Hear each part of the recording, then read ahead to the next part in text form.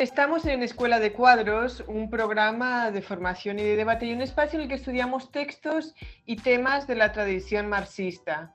Hoy vamos a trabajar un tema precisamente de la tradición marxista, el pensamiento de Rosa Luxemburg sobre la acción nacional.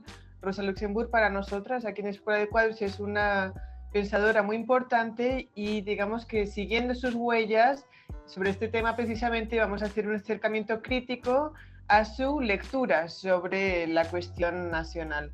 Para eso tenemos aquí con nosotras a Alejandro Andreasi y a Joan Tafalla. Joan ha estado aquí antes con nosotras y Alejandro es la primera vez que está aquí con nosotras. Y también, bueno, aquí estamos de Escuela de Cuadros, Chris Gilbert y mi persona, Cira Pascual Marquina.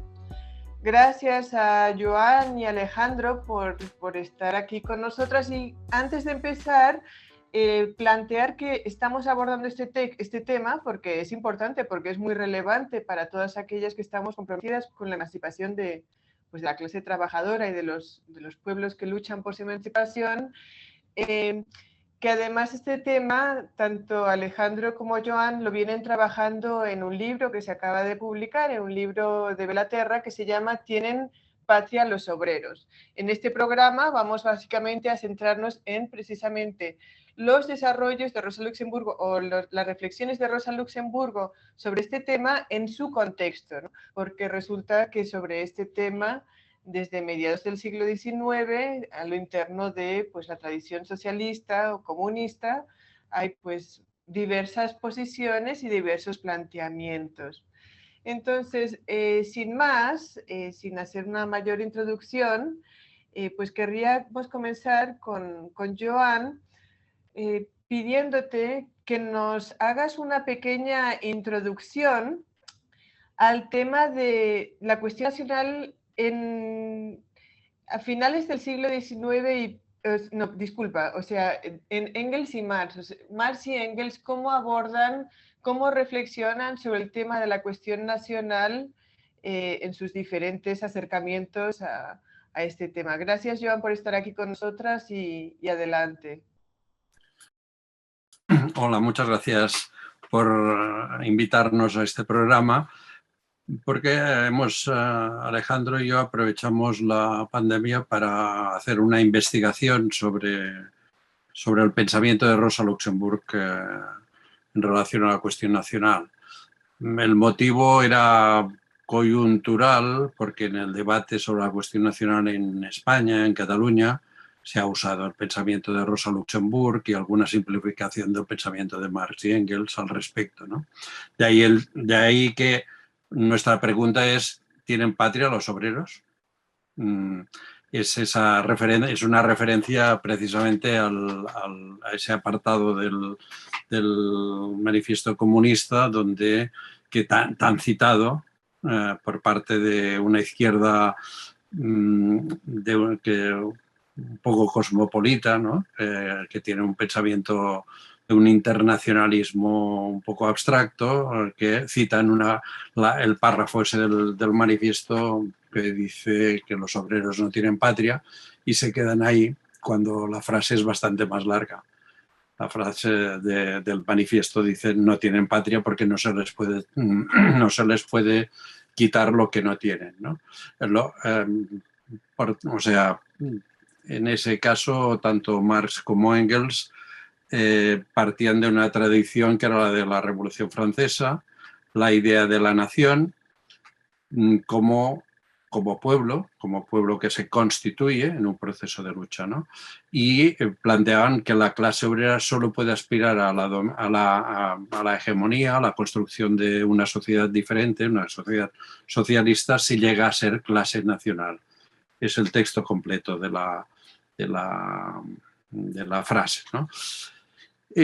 Marx y Engels hicieron una evolución en esta cuestión, ¿no? Si bien en los años 40, en los años 40 y en torno a la época del manifiesto, defendían una cierta idea de que el liberalismo iba a resolver rápidamente las contradicciones nacionales. Pensemos que en los años 40 y 50 del siglo XIX las naciones en Europa se estaban constituyendo, o sea, no eran aún, la mayoría de Europa eran reinos, eran imperios, ¿no? Y por tanto no había estados-nación propiamente, no existían. El único que se había intentado construir era Francia con la Revolución, ¿no? Pero digamos, ellos van evolucionando en relación al tema. En relación a Polonia, siempre, salvo en un texto de 1853, siempre defendieron el derecho de los polacos a la autodeterminación y a constituir un Estado nacional propio. Recordemos que Polonia había sido repartido en 7 repartos sucesivos entre Rusia, Prusia y el Imperio Austrohúngaro, ¿no? Siempre defendieron esto hasta el último escrito de ellos, que es el prólogo al manifiesto comunista, a la edición polaca de 1892, donde Engels, en abierta polémica con las posiciones de una parte de la socialdemocracia polaca, continúa diciendo que es imprescindible que los polacos puedan tener su propio Estado y puedan ejercer el derecho de autodeterminación. O sea, hay una evolución en el pensamiento de ellos, pero hay un principio básico que también lo formulan en relación a Irlanda, que es que un pueblo que oprime a otro pueblo forja sus propias cadenas. Es decir, si los rusos oprimen a los polacos, en el fondo están reforzando el Estado opresor zarista. Si los ingleses oprimen a los irlandeses, están reforzando el Estado opresor inglés, ¿no? Este nos parece un principio general por parte de Marx y Engels que vinculan más que a los temas económicos, a la cuestión nacional, la vinculan a nuestro modo de ver a la lucha de clases. En cuanto al Primero Internacional, otro elemento del otro debate era entre Marx y Proudhon, ¿no? Porque Proudhon típicamente no creía en la política, pensaba que los obreros tuvieran que enfocarse en asuntos meramente económicos, y por otro lado, Marx siempre defendía que los obreros tendrían que expresarse políticamente y por lo tanto defender la autodeterminación. Y cuando llegamos a la Segunda Internacional, también seguía el debate sobre las naciones, aunque se puede decir, y quiero que Alejandro nos aclare sobre eso, por lo general, el grueso de la Segunda Internacional defendía la autodeterminación, desde Kautsky hasta Labriola. Bueno, primero que nada, igual que Joan, agradeceros la invitación. Ya he visto otras sesiones vuestras, he sido visitante de vuestras sesiones, me ha parecido muy interesante. La verdad que es una empresa encomiable y os felicito ya desde el principio. A ver, hay dos posturas que podemos dividir entre los favorables a los procesos de autodeterminación y los que lo niegan, siempre desde la perspectiva que ambos son seguidores fidelísimos de Marx y Engels, ¿no es cierto? En algunos, por ejemplo, el caso de Leibniz, ¿no? De Wilhelm Leibniz, ¿no es cierto? Es el padre de Karl, se mezcla, digamos, una comprensión de la interpretación histórica que hacen Marx y Engels de la independencia de Polonia con la adhesión, podríamos casi, diría, admiración incondicional a los dos pensadores, y le hace sostener hasta el fin de sus días la defensa de la independencia de Polonia, en la cual, digamos, hasta final del siglo XIX, es el eje sobre el cual gira el tema de la autodeterminación. Es el problema de Polonia, que se puede entender desde dos perspectivas. Uno es el derecho de los pueblos a la autodeterminación, por lo tanto, el derecho de los pueblos polacos a la independencia y a la reconstrucción de lo que era la Polonia anterior a la partición, a la primera partición. Pero por otro lado también hay una defensa de la independencia de Polonia por un criterio que ya Marx y Engels lo plantean, de tipo, digamos, coyuntural, que es la independencia de Polonia permitiría el debilitamiento de lo que era la herramienta fundamental de la contrarrevolución, ¿no es cierto? Que ya desde la Santa Alianza venía jugando ese papel, que era el imperio ruso, el imperio el zarismo. O sea, el zarismo era la bestia negra de la reacción y por lo tanto había que debilitarla de algún modo para poder favorecer a las fuerzas de la democracia y de la revolución. En ese sentido también, o sea, hay un doble interés, hay un interés, digamos, de defensa de principios democráticos. Después, más adelante, si queréis, hablamos del tema de los principios y cómo se juegan. Principios democráticos, pero también de oportunidad, podríamos decir incluso hasta de tipo geopolítica, de que confluyen en la independencia de Polonia. La independencia de Polonia también es un favorecedor del triunfo de las fuerzas democráticas europeas, del triunfo del proletariado, porque debilitaría, ¿no?, postraría al imperio ruso, o al menos neutralizaría su capacidad de contrarrevolucionaria. Por otro lado, hay todo un sector, por ejemplo, el caso de Jules Guesde, ¿no?, que es uno de los principales dirigentes del socialismo francés, que hace una lectura tremendamente mecanicista, muy reduccionista, economicista, ¿no?, en el cual niegan el derecho a autodeterminación, consideran que es una tontería porque desde una perspectiva muy etapista, rígida, hay que hacer la revolución burguesa, desarrollar el capitalismo y luego se producirá la oportunidad para el triunfo del socialismo, que incluso hasta se ve aquello de la teoría del derrumbe, ¿no? Bueno, el capitalismo va a llegar a un punto de maduración tal que, como digamos, como fruta madura se cae, y es el momento en que el Partido Socialdemócrata de cada país, que para Guesde sería de cada Estado-nación, se apodere del aparato del Estado y desde ahí comienza la transformación revolucionaria. Una teoría que incluso va a tener consecuencias políticas muy graves. Por ejemplo, en el caso de España, ¿no?, el Partido Socialista Obrero Español, muy guesdista, se va a negar a la huelga general, en oportunidades, en caso de una huelga general importantísima en Cataluña en 1912, y se va a negar a apoyarla, porque claro, hay que preservar la organización. No se puede arriesgar la organización a una huelga general porque la organización tiene que estar preparada para hacerse con el poder en el momento en que se produzca el derrumbe del capitalismo. Claro, desde esa perspectiva, el capitalismo se derrumba por sí solo, es una especie de máquina, ¿no?, de esas máquinas que termina agotándose.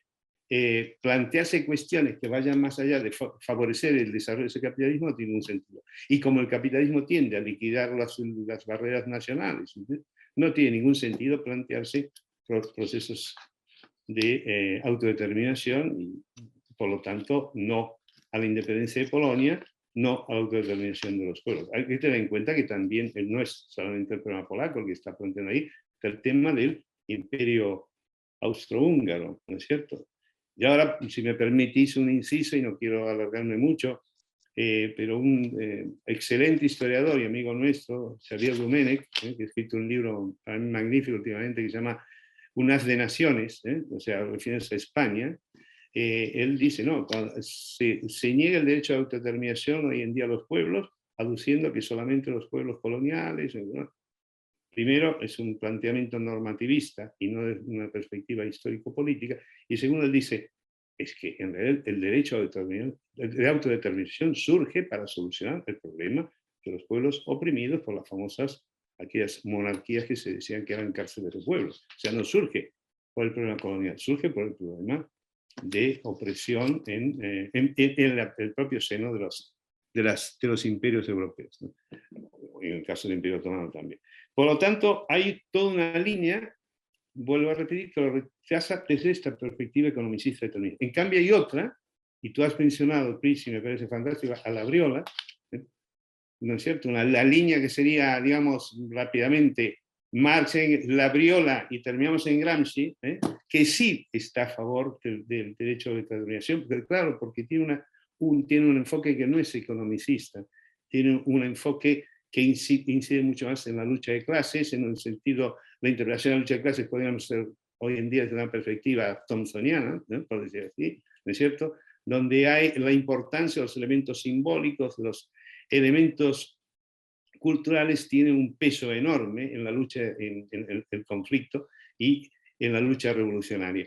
Y Labriola va a apoyar, nosotros citamos justamente, bueno, si me permitís, dentro de esta investigación hemos encontrado, ¿no?, un texto de Labriola apoyando taxativamente la independencia de Polonia, ¿no es cierto? El propio Kautsky tiene una postura ambivalente. Kautsky, por un lado, se manifiesta en contra, simplemente porque en ese momento uno de sus hemisferios cerebrales le impulsa a la visión economicista y dice, no, si el capitalismo está derribando las fronteras nacionales, el libre cambio famoso, aquel pensamiento de Kautsky que termina coronándose años después en la teoría del superimperialismo, ¿no es cierto? Pero hay otro Kautsky que debate con Rosa Luxemburg y le dice que cuando ella hace un análisis económico de por qué Polonia tiene que seguir unida al Imperio Ruso y independizarse, dice que, no es, que está equivocada, ¿no?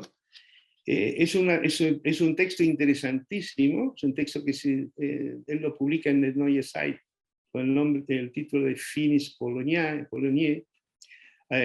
utilizando lo que se le atribuía a Kosciuszko, ¿no? Esa frase, Finis Polonia, Polonia está acabada, ¿no? Y él lo escribe con un signo de interrogación, está acabada Polonia, ¿no? Donde él debate con Rosa Luxemburg, polemiza con ella, le refuta sus planteamientos muy economicistas que ella extrae de su tesis doctoral sobre el desarrollo industrial en Polonia, y acaba después perdonándole la vida. No sé, hay una relación también entre, a ver, no es para hacer planteamientos psicologistas, ni mucho menos, pero sí es importante tener en cuenta relaciones personales. Kautsky, Rosa lo respeta mucho a Kautsky y Kautsky la aprecia mucho a Rosa como militante, es una persona que hace rápida carrera en la socialdemocracia de la época, ¿no es cierto? Y además hay una relación personal, la mujer de Kautsky era muy amiga de Rosa, todo un intercambio epistolar muy importante entre ellas. Entonces le termina perdonando la vida, pero de cualquier manera eso nos quita de que está rebatiendo sus tesis. No sé si esto... Sí, bien, bien. De hecho, esto, de alguna forma vinculando con lo que vienes planteando, con lo que planteabas más al inicio de tu primera intervención, Alejandro, pues básicamente lo interno del marxismo, Sí. hay pues diferentes posiciones sobre la cuestión de los derechos, las libertades y la democracia, ¿no? Y que precisamente en estos debates Rosa Luxemburgo, mucho más que otros pensadores e intelectuales y reaccionarios marxistas, plantea la importancia de la democracia y también la importancia, digamos, de los derechos individuales. Por eso, digamos que nos puede resultar contradictorio que Rosa Luxemburgo, precisamente sobre esta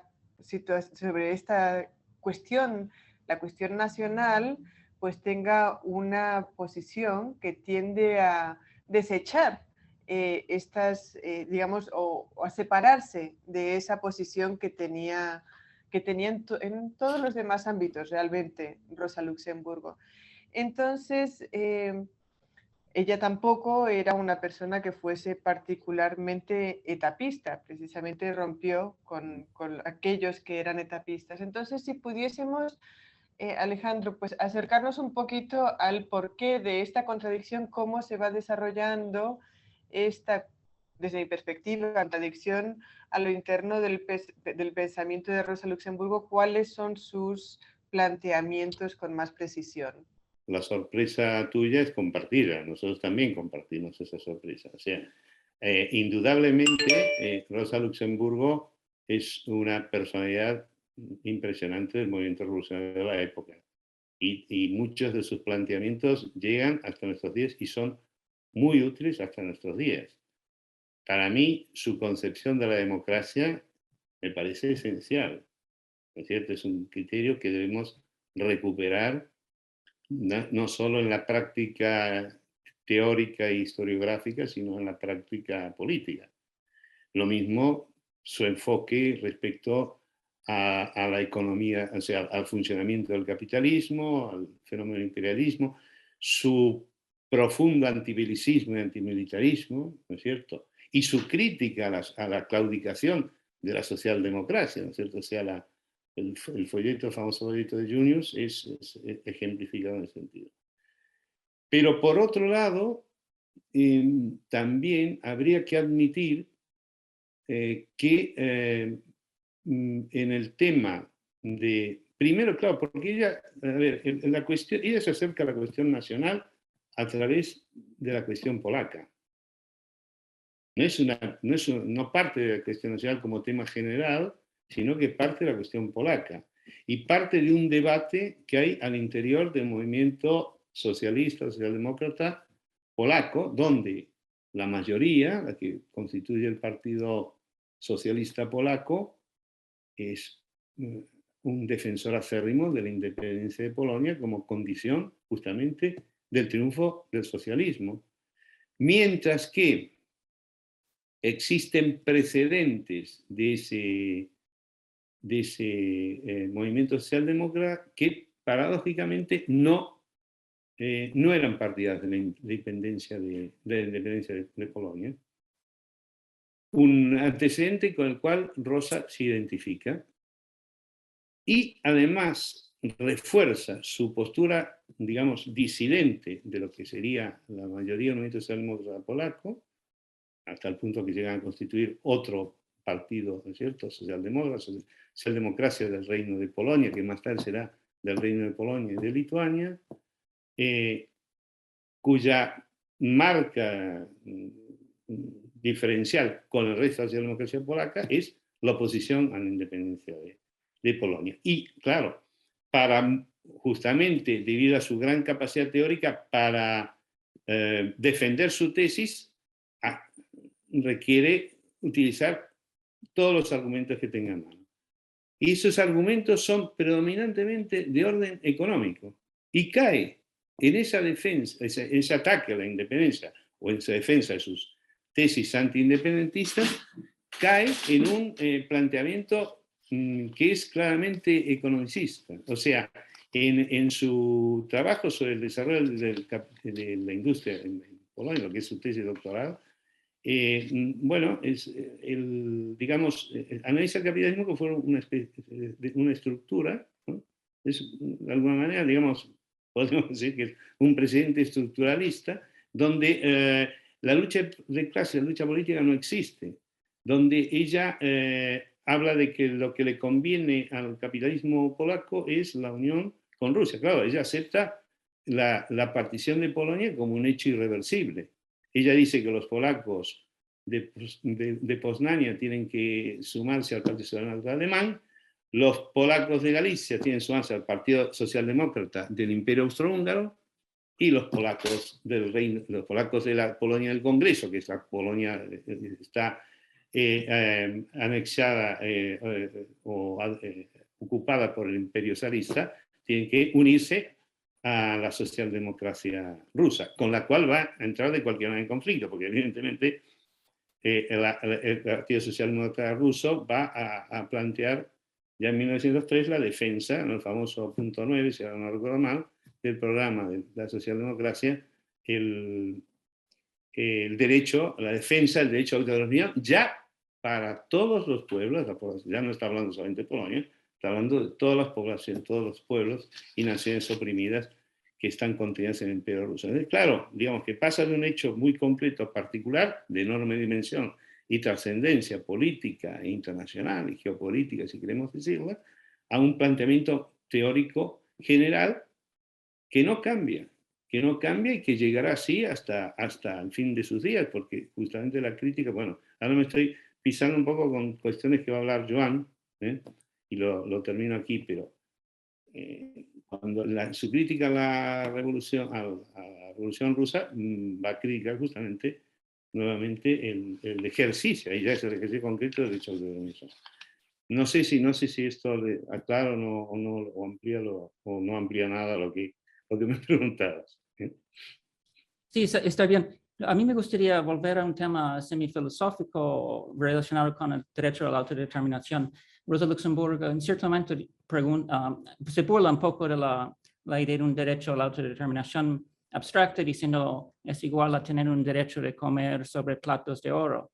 Entonces, una pregunta que creo que es una preocupación de mucho del marxismo de nuestro momento es cómo es la relación entre marxismo y los derechos humanos y diferentes derechos.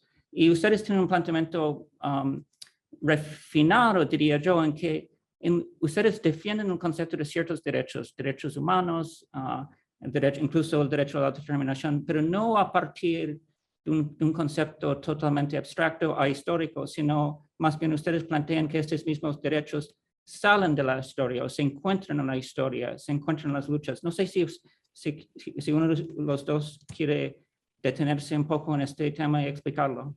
Bien, vamos a ver, la cuestión de los derechos ha sido en el marxismo, en el movimiento revolucionario, la cuestión de los derechos humanos, de la libertad, de la democracia, del derecho de autodeterminación, muchas veces se ha confundido, digamos, lo que serían las necesidades tácticas y estratégicas del movimiento en momentos determinados en los que se toma el poder y se recibe el ataque de la reacción interna y externa, en la que la reacción interna y externa capitalista y que está en contra de los derechos hace una bandera de los derechos y, por tanto, muchas veces ha tenido que justificar posiciones que deberían haber sido transitorias, ¿no?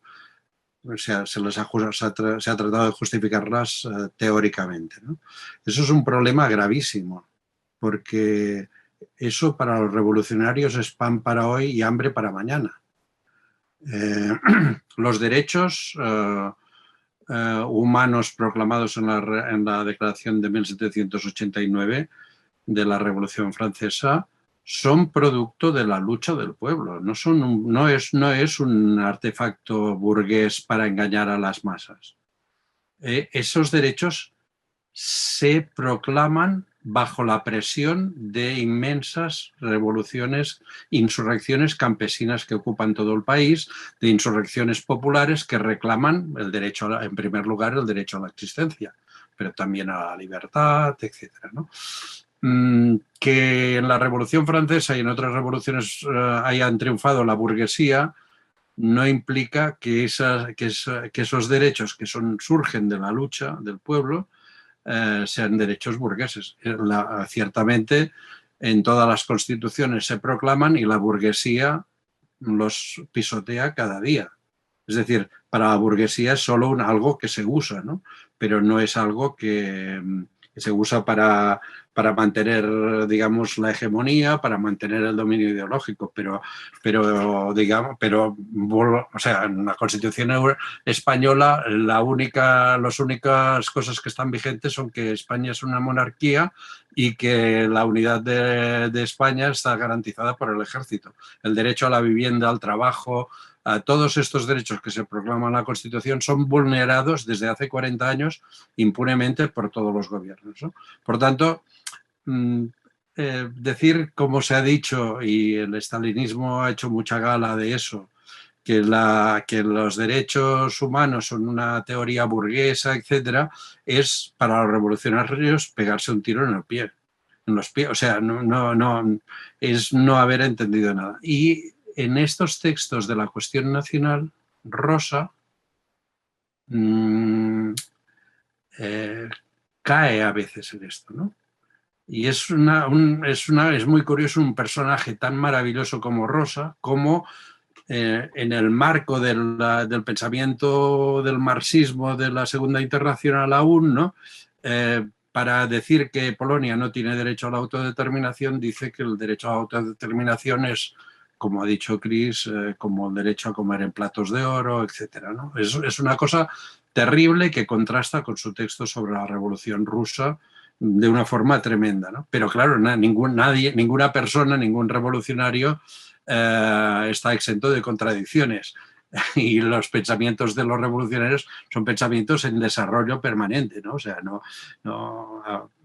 creo que ha pasado la época en la que se citaba una cita de Lenin en un contexto determinado y eso servía para todo. Hoy sabemos que Lenin varió muchas veces,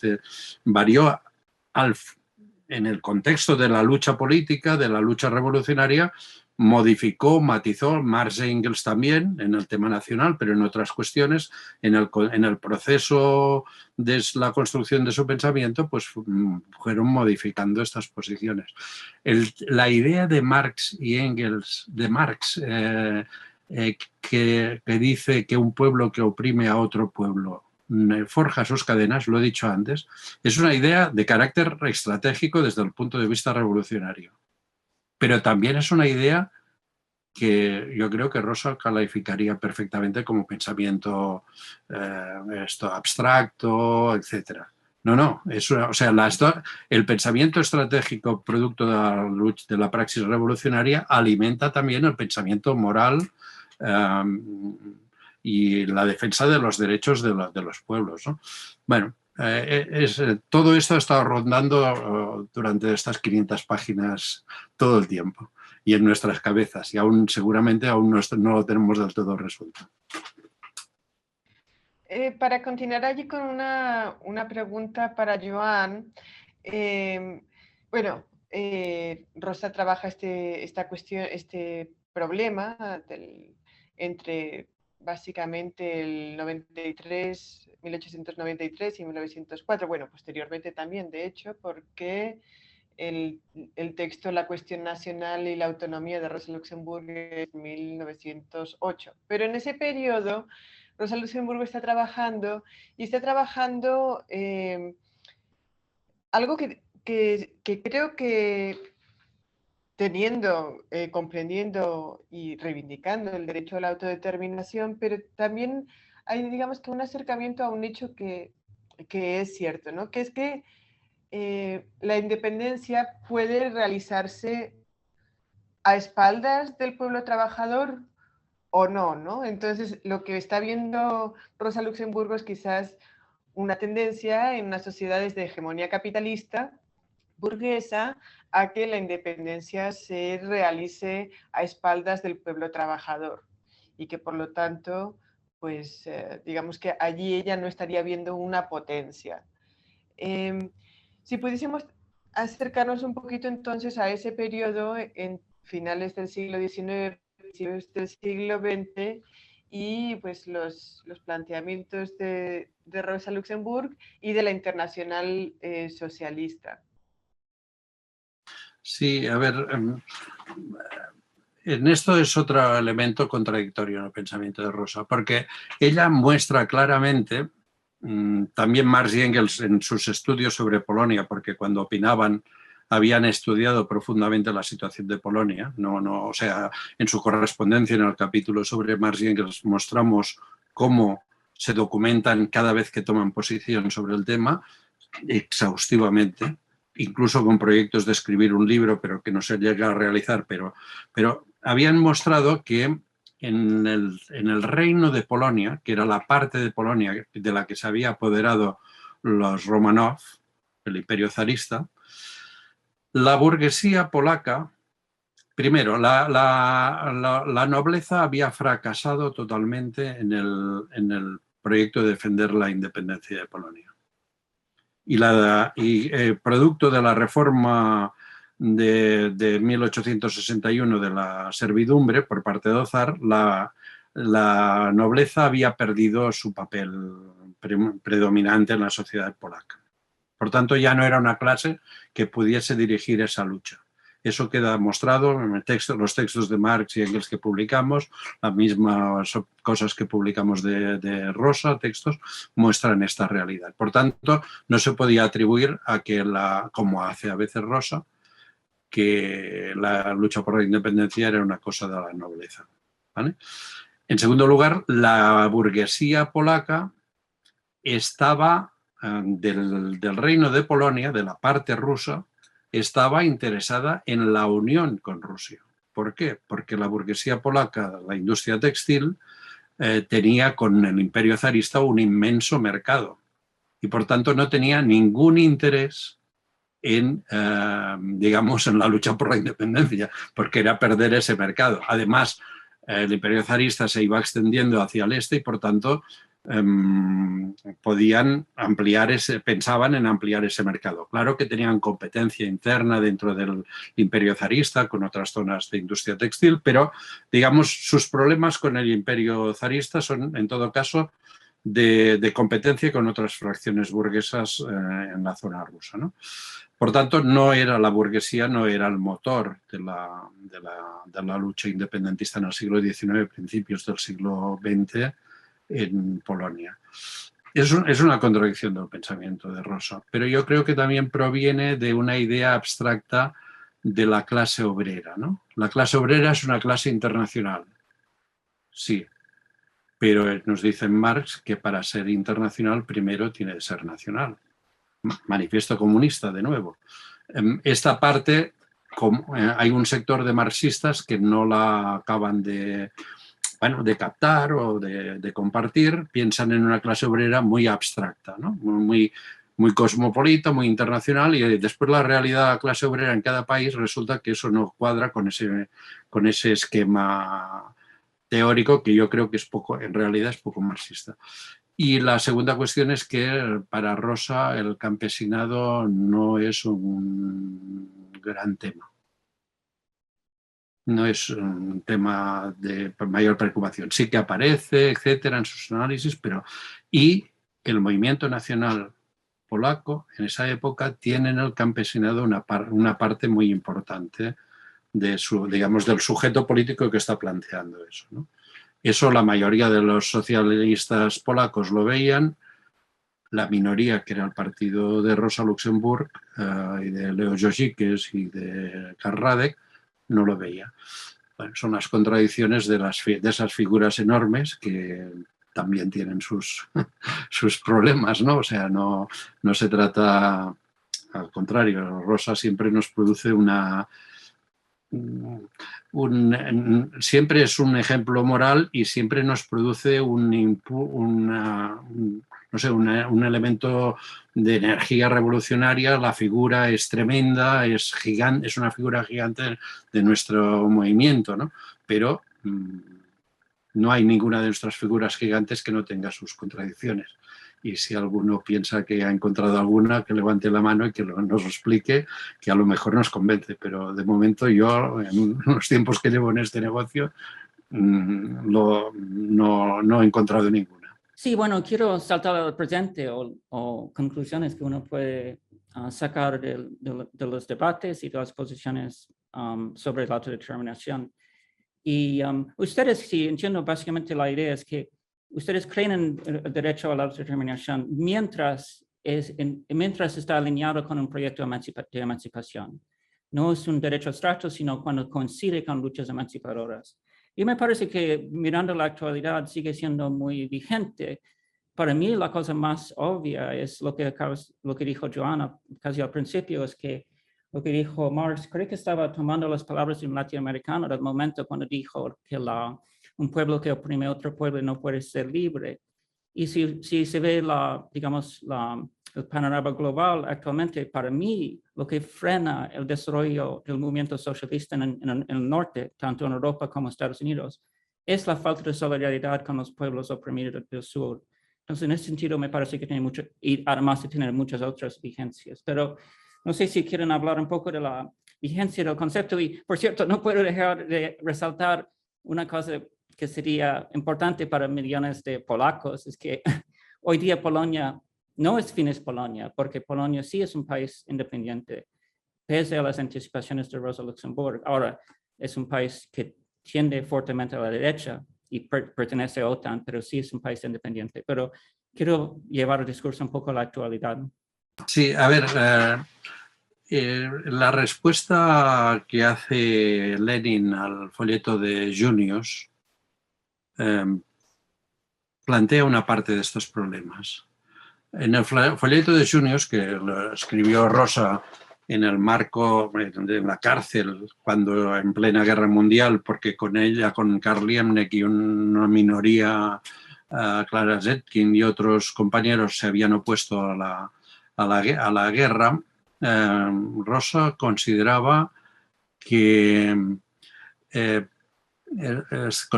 no habrían más guerras nacionales.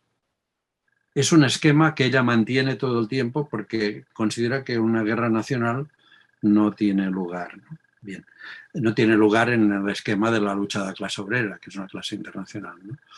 Lenin le lleva la contraria, y le lleva la contraria en un punto que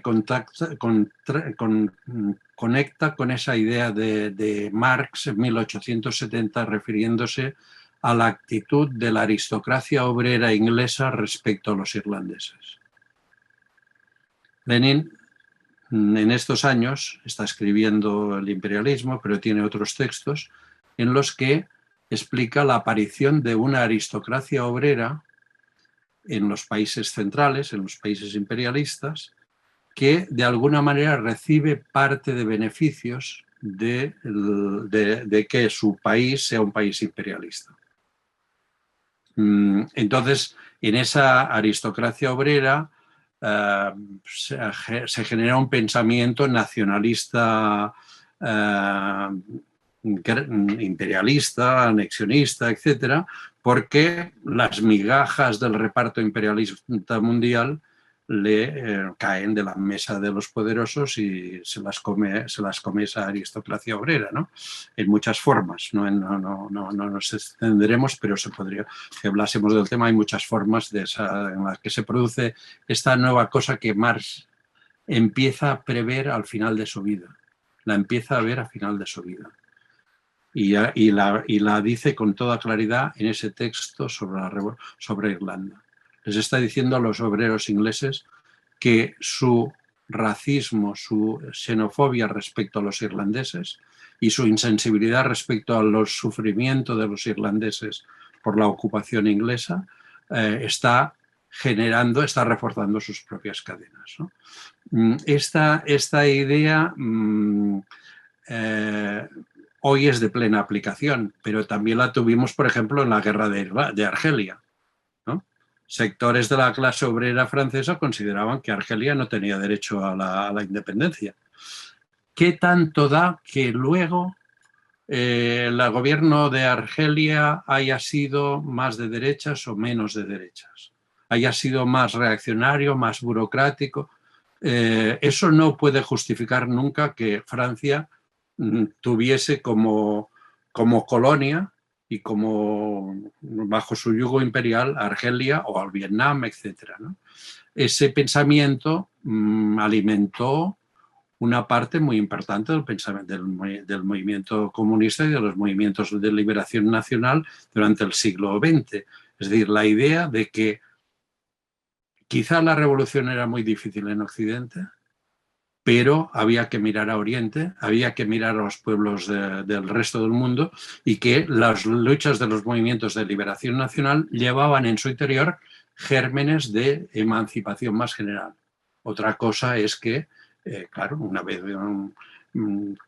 vez conseguidas las independencias, pues el proletariado o los campesinos no hayan tenido totalmente el poder, haya quedado en manos de burguesía neocolonial, etcétera, pero eso no puede justificar nunca que las colonias siguieran. Y no podía justificar en el caso de Polonia que Polonia quedase repartida entre tres países, entre tres dinastías, porque no es un problema de que los alemanes, los rusos o los austríacos se habían quedado. No, eran los Hohenzollern, los Habsburgo, los Romanov, los que se habían repartido el terreno, ese terreno, ¿no? Entonces, esta dificultad que tenemos a veces los marxistas para entender la relación entre internacionalismo y derecho a la autodeterminación, internacionalismo y derechos de los pueblos, a veces nos cuesta un poco cara. En el caso de Polonia costó que el sentimiento nacional fuera hegemonizado por la derecha, cuando la mayoría de la socialdemocracia polaca vinculaba el socialismo a la idea de la autodeterminación. Eso fue derrotado y la derecha pudo, digamos, tomar la hegemonía, ¿no? Bueno, es todo muy complicado. Yo en nuestro libro creo que va a generar más dudas que otra cosa, ¿no? Pero bueno, sí que aclarará cosas que no se conocen o que se mencionan, digamos, demasiado alegremente. Ciertamente. Y de hecho, yo entiendo que Alejandro, en la investigación que ustedes hicieron en el libro, trabaja pues en profundidad el texto que yo mencionaba anteriormente, precisamente la cuestión nacional y la autonomía, que es ese texto de Rosa Luxemburgo de 1908. En ese texto, bueno, básicamente Rosa hace unos planteamientos, en principio a partir del materialismo dialéctico, pero bueno, sin entrar en los detalles, vamos a dejar que Alejandro nos explique un poquito cuál es la lectura allí de Rosa Luxemburgo y, digamos, las correctas desde una perspectiva marxista y en un presente de lucha. Gracias, Kira. A ver, los textos, me gustaría leeros alguna de las citas, pero no importa. Es curioso, los textos hay que situarlos también históricamente. Esos textos están escritos desde 1908 y 1909. El último, que es el que tradujimos, es un texto muy centrado en Polonia, en los avatares, las vicisitudes de la Polonia del Congreso, de la Polonia ocupada, dominada por el imperio zarista, pero los lineamientos que ya esbozan los anteriores existen. En los 5 textos anteriores hay toda una teorización de su postura sobre el tema del derecho a autodeterminación, y es toda una reflexión en la que continúa afirmando lo que decía anteriormente, teniendo en cuenta, y por eso os decía el tema de la importancia de la cronología y el contexto, que esos textos están escritos después de un proceso, lo que podríamos llamar la primera revolución rusa, que es 1905, que impacta en ella notablemente y muy positivamente, ¿no es cierto? Sus textos donde reivindica la lucha, la huelga de masas, surgen de la experiencia de 1905. Ya ven, 1905 es un panorama que se le abre, donde ahí yo creo que se desembaraza de ciertos elementos de la escuela socialdemócrata. Hay que pensar que la socialdemocracia alemana era el Vaticano, era un Vaticano laico de la época, y lo que salía de Neue Zeit era como los observatorios romanos, digamos, era la voz del Papa. Y el Papa generalmente era un señor que se llamaba Kautsky. Bueno, y había otros papas, de ahí eran más no era tan individual el papel del papado. Pero me refiero, ella ahí se desembaraza y hace un enfoque realmente extraordinario sobre lo que ha demostrado el pueblo ruso en esa revolución. Sin embargo, a pesar de la importancia que tiene ese análisis, se olvida de un factor social importantísimo que intervino en 1905 y que va a tener un papel fundamental en 1917, que es el campesinado. El campesinado tiene un papel extraordinariamente importante. Y extraordinariamente importante cuando también Polonia, a pesar de su desarrollo industrial, es un país enormemente campesino.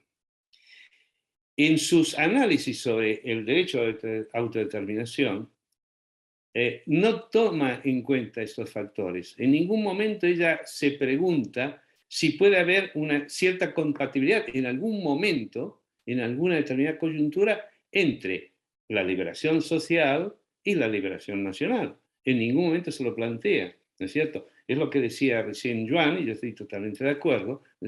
Se acepta, digamos, de manera irrevocable el hecho de que Polonia se ha acabado como nación y que tiene que incorporarse de alguna manera, asimilarse a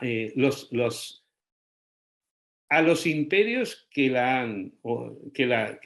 se han apoderado de los 3 trozos de Polonia, con una excepción que sí se repite en los textos sobre el derecho a la determinación y la autonomía, que es la defensa del derecho de los polacos, ya sea en Rusia, en la Polonia del Congreso, la Polonia rusa, en la Poznania o en Galicia, a mantener y defender sus derechos lingüísticos y culturales. Ella incluso defiende el hecho de que haya en las escuelas primarias y secundarias que se impartan las clases en polaco y no en alemán o en ruso, como exigen las respectivas autocracias. En ese sentido, ella hace una crítica despiadada tanto al papel de la burocracia prusiana como de la burocracia zarista respecto a la lapidación de los derechos culturales y lingüísticos de los polacos. Pero se limita, digamos, hace un planteo bauerista, de alguna manera, si me permitís el neologismo, ¿no? Un planteo a lo Bauer del tema de la autonomía del pueblo polaco. O sea, es un tema de reconocimiento de derechos culturales, pero no traduce eso en una proyección política en la cual pueda en un momento determinado de la historia de Polonia coincidir los objetivos de liberación social, en el sentido de la emancipación, en el sentido del socialismo, y de liberación nacional. Y claro, aquí hay un tema, Chris apuntaba muy bien, y estamos todos de acuerdo, Polonia hoy en día es uno de los países más reaccionarios de Europa, es terrible, es brutal, a tal punto que una Unión Europea que está controlada por el gran capital y por la derecha, está decidida a imponerle sanciones, ¿no es cierto? Claro, está poniendo en peligro la estructura jurídica de la Unión Europea con sus decisiones del Tribunal Constitucional, una Polonia tremendamente reaccionaria, pero claro, si nos remontamos a los años, al periodo de entreguerras, ¿en qué medida el triunfo de la derecha, o sea, el triunfo de Pilsudski, que es el ala derecha del Partido Socialista Polaco, no se debe a los errores tácticos, o han contribuido a los errores tácticos del partido socialista o socialdemócrata del Reino de Polonia y Lituania, que unido al ala izquierda en 1906, el ala izquierda expulsa a Pilsudski, en realidad, y su gente del Partido Socialista de Polonia, y constituyen el Partido Socialista de Polonia, Lewica, o sea, de izquierda, ¿no?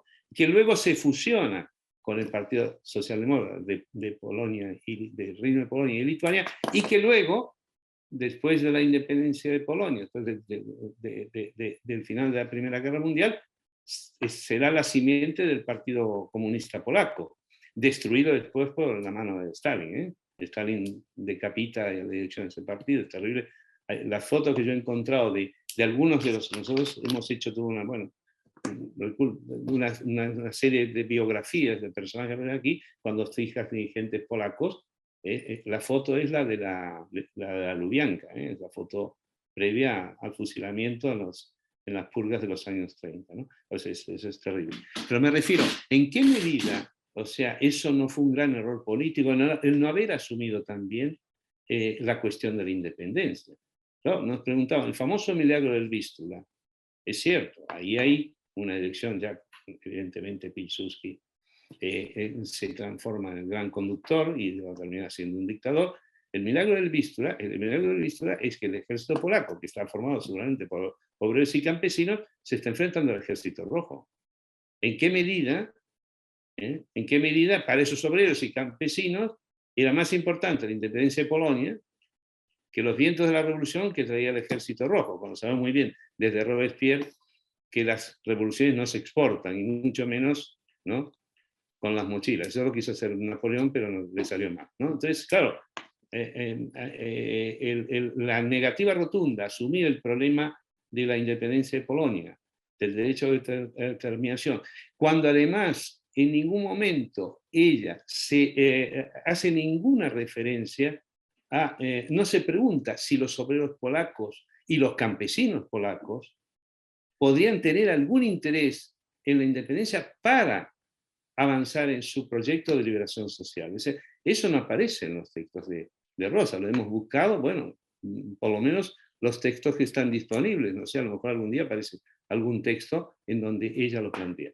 Pero no, eso no neutraliza la otra postura de ella, muy valiente, por supuesto, de defensa de los derechos culturales del pueblo polaco. Es como que ella está prisionera de admitir como una fatalidad histórica, como un signo irrevocable, y el hecho de que, bueno, Polonia es finis Polonia, o sea, Polonia se ha acabado y los polacos lo que tienen que hacer es eso.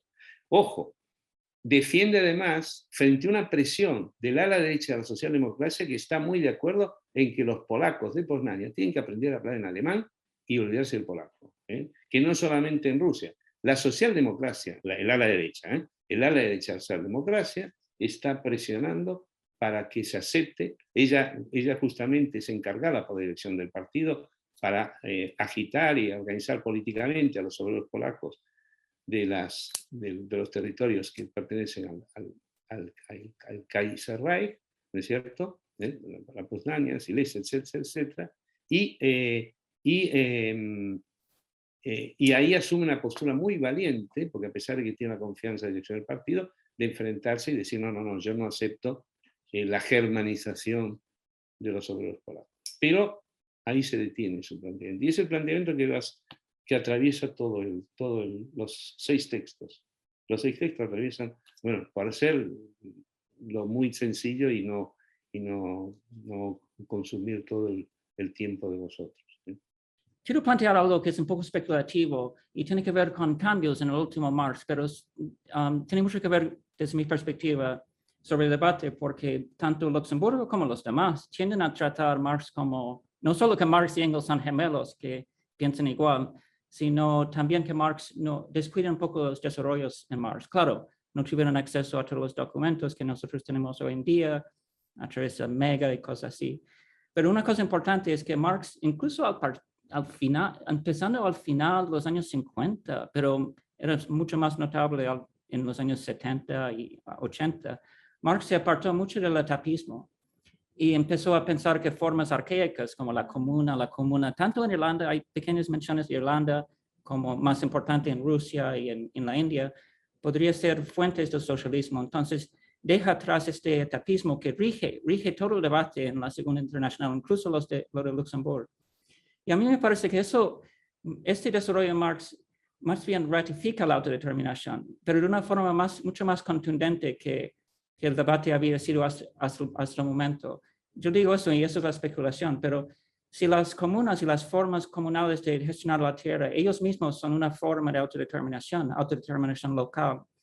Por lo tanto, eso rompe el mismo esquema que usa Lenin. Lenin dice, la autodeterminación es un derecho democrático, pero no es un derecho socialista.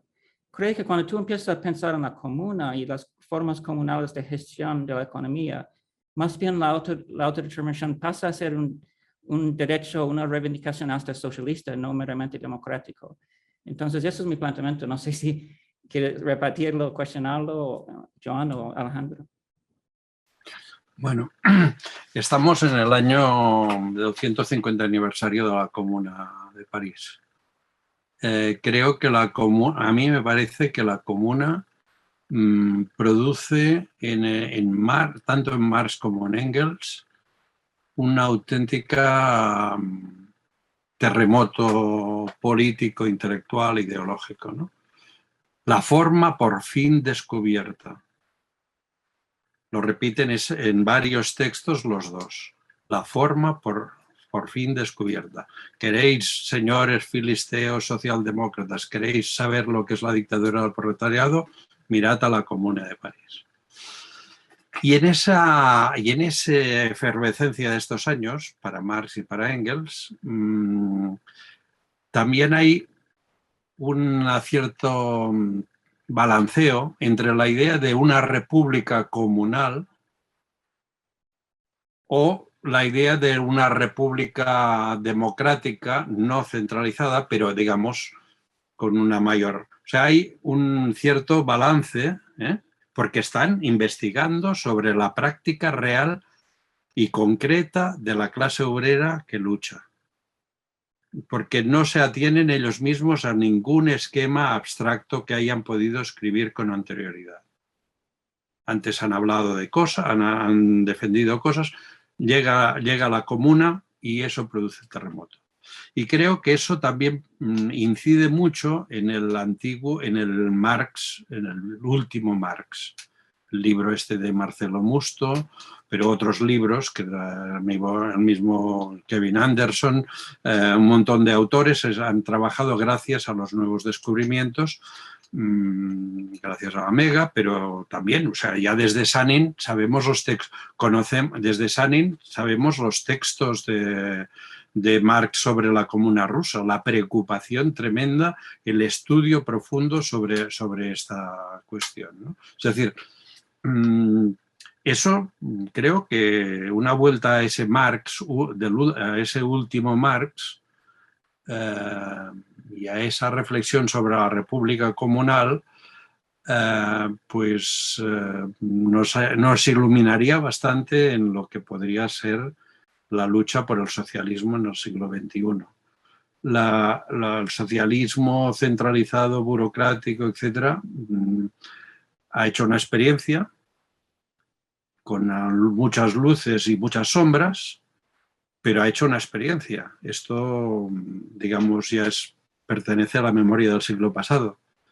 Ese Marx que fue ignorado nos puede ayudar a pensar en la realidad. Me parece que en Bolivia, por ejemplo, cuando han intentado refundar la república burguesa criolla en una república plurinacional y descubriendo el trabajo de las comunidades, etcétera, creo que han intentado explorar, bien, mal, con todos los defectos, con todo lo que queramos, pero creo que han intentado entrar ahí. Creo que en algunas experiencias en Venezuela hoy, en algunas comunas, se están produciendo experimentos o procesos de este estilo, ¿no? Más allá del Estado central, ¿no? La idea de la república de las comunas, de la república comunal, ¿no?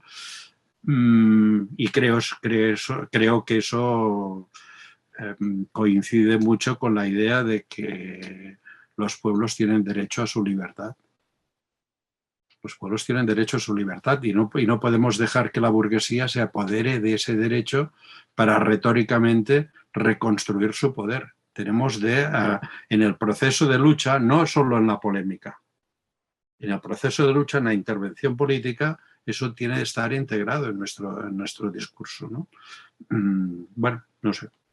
Creo que esta investigación de este tiempo, los debates que tenemos en la izquierda catalana y en la izquierda española al respecto, todo esto creo que está hirviendo, ¿no? Está hirviendo y es una auténtica tormenta de ideas, pero lo que está claro es que la idea de la república centralizada y burocrática ha fracasado como modelo socialista. Y hay que construir otros modelos socialistas, ¿no? Un modelo socialista no en los libros, no lo vamos a construir en los libros. Eso no sirve para nada. Hay que construirlo en la práctica revolucionaria de cada día. Joan, por allí ya apuntas algunas conclusiones, ¿no? Pero ya vamos a ir cerrando, entonces nos gustaría pues escuchar vuestras conclusiones, que lleváis pues 2 años más o menos haciendo un trabajo bastante, pues muy valioso y que además, pues como tú decías, pues se cruza con las luchas del presente, que bueno, al cabo esas luchas se tienen que concretar pues más allá de los libros, pero los libros sí que nos aportan. Bueno, al final en Escuela de Cuadros nosotros tenemos ese lema de Lenin un poquito transformado, que es que no hay práctica revolucionaria sin teoría revolucionaria y viceversa, por supuesto, ¿no? Entonces, bueno, allí unas últimas conclusiones, aportes a partir de vuestras investigaciones y vuestro trabajo. Quien quiera, Alejandro o Joan.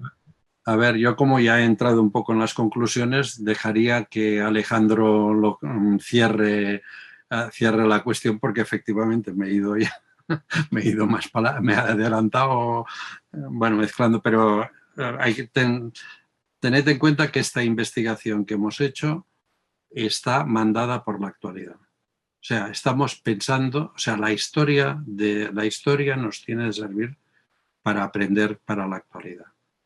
Y no para, digamos, usar trozos de la historia de forma de esto. Pero eso, creo que Alejandro puede hacer mejor que nadie esta conclusión. Bueno, no, mejor que Joan seguro que no. pero, y mejor, no, simplemente, no, porque son muchos elementos compartidos. Todo lo que ha dicho él lo hemos compartido y lo suscribo.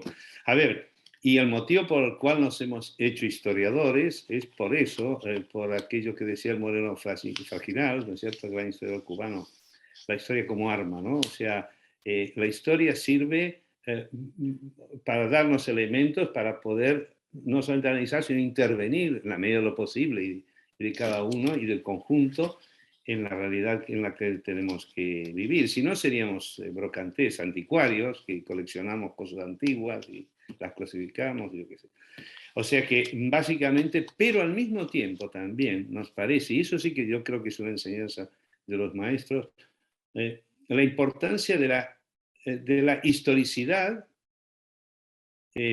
donde los procesos colectivos generan culturas, valores, hay toda una axiología de la lucha de clases que es importantísima, que es ahí donde nosotros, y por eso en la conclusión marcamos, cuando hablamos de valores universales, el ansia de libertad es un ansia que surge en todos los oprimidos. No puede ser rotulado como patrimonio de una clase social, que en un momento también la utilizó. Claro, cuando la burguesía se enfrenta al feudalismo, que ojo, los que llevaban la carne de trinchera de la Revolución Francesa no eran los burgueses franceses, sino que eran los campesinos y los sans-culottes. Pero me refiero, por el ansia de libertad, ellos, claro que lo tenían también cuando se enfrentaban al feudalismo, pero cuando ellos asumen el control de la cuestión, resulta que hay una clase, aquel famoso cuarto estado, que es el que asume. Ellos continúan luchando por una libertad que no han conseguido. En ese sentido, para mí Walter Benjamin es muy iluminador en sus tesis de filosofía literaria, cuando dice, no tenemos que luchar por el futuro, tenemos que recoger lo que nos han legado los vencidos, tenemos que reivindicar a los vencidos. Tenemos que cumplir las promesas que no se han cumplido. En definitiva, ese es el objetivo de la lucha. Y por eso no podemos decir que se utilizan conceptos vacíos para disfrazar discursos retóricos. No, son nuestros. Hablar de democracia, y como muy bien Chris, yo creo que ha dicho muy interesante lo que planteó sobre el tema de la democracia comunal, ¿no es cierto? Me parece que el principio de autodeterminación tenemos que reivindicarlo porque es un principio que puede contribuir a la liberación y la emancipación. Pero además la autodeterminación llega a niveles más bajos. Estamos hablando de democracia comunal y de democracia obrera. Es algo que nos hemos olvidado muchas veces. Rosa defendía los consejos sobre el movimiento consejista, el revolucionario Bloite, los delegados de empresa que establecen una forma de democracia en la industria. Ahí donde se detiene la democracia formal, en la puerta de la fábrica, en la puerta del taller, los movimientos revolucionarios trataron de conquistar la democracia en la industria, ¿no es cierto? Eso es algo que debemos conservar, porque eso forma parte, no solamente de la lucha para conseguir el socialismo, sino forma parte del socialismo en sí. La sociedad socialista va a ser una sociedad profundamente democrática o no será.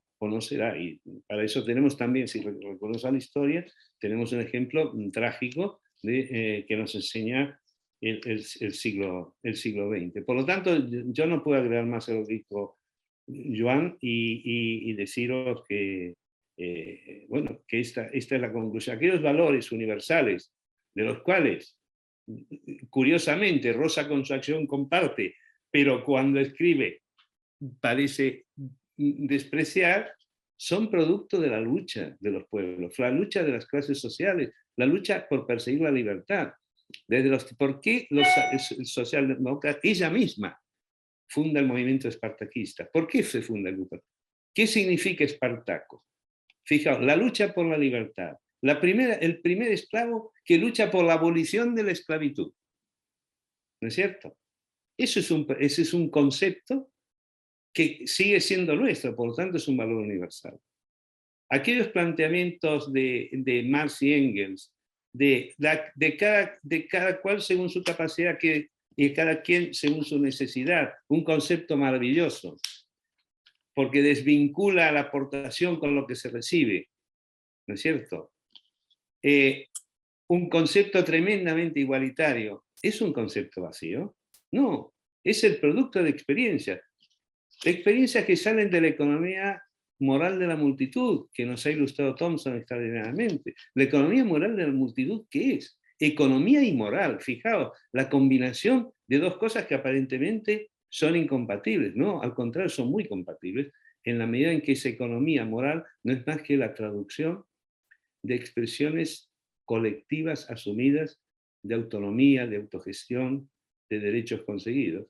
Es eso. Bueno, por lo menos humildemente así lo veo yo. Por eso no agrego más nada y que ya se hace tarde. No. Muchas gracias Alejandro. por darnos este rato de intercambiar ideas. Tanto a Alejandro como a Joan, muchísimas gracias por haber estado aquí con nosotras. Realmente, pues, pensamos que este es un tema bien importante, bien vigente, y que la investigación es bien, pues tiene mucho presente, y esperamos que el libro además pueda en el Estado español circular y ser útil en las luchas, ¿no? En las luchas en los territorios.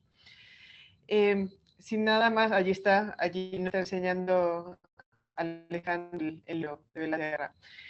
En la parte de abajo de aquí, o sea, aquí en YouTube, ustedes ya pueden descargar algunas secciones, algunas citas que han recogido Joan y Alejandro precisamente en preparación para este programa. Incluso este breve texto que ustedes pueden descargar abajo, pues recoge algunos mapas que son interesantes, mapas de Polonia, que son interesantes un poco para entender las particularidades de la lucha sobre la que está hablando Rosa. O sea, para nosotras es importante entender el tema de la autodeterminación. Rosa le entra a partir del caso polaco, entonces es útil tener un poco allí de contexto. Y otros textos de Rosa que que están abajo con links, pueden descargarlos los que nos están viendo desde ya. Entonces, bueno, sin más de nuevo, pues nuestro agradecimiento a Joan y a Alejandro desde Escuela de Cuadros. Como venimos planteando, pues Escuela de Cuadros es un espacio en el que estudiamos, pues leemos y vemos precisamente el objetivo de transformar nuestras realidades injustas. Escuela de Cuadros, pues los casi 300 programas que hemos realizado hasta el momento se pueden descargar todos en nuestro canal de YouTube. Buscan en YouTube Escuela de Cuadros y pueden ver todos esos programas. Además, para aquellos que nos están viendo, pues en Twitter, la red social que usamos es Twitter. Si buscas en Twitter Escuela Piso Cuadros, allí se consiguen pues también nuestras actualizaciones y aportes a partir de lecturas, citas y programas que realizamos aquí en Escuela de Cuadros. Así es que, sin más, bueno, nuestra convocatoria, como siempre, a todas las que nos ven y nos escuchan es a estudiar, a leer, a organizarnos y pues a luchar. Nos veremos pronto.